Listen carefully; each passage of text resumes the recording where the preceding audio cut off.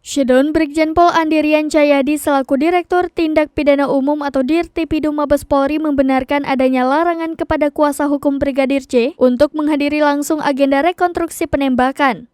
Hal itu diungkapkan Andi saat dikonfirmasi awak media pada Selasa 30 Agustus 2022.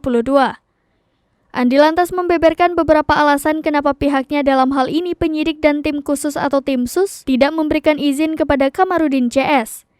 Katanya dalam agenda rekonstruksi tersebut hanya dilibatkan beberapa pihak termasuk penyidik, jaksa penuntut umum, tersangka dan kuasa hukumnya. Terkait dengan kekhawatiran potensi adanya ketidaktransparan dalam agenda rekonstruksi ini, katanya penyidik sudah melibatkan pihak pengawas eksternal.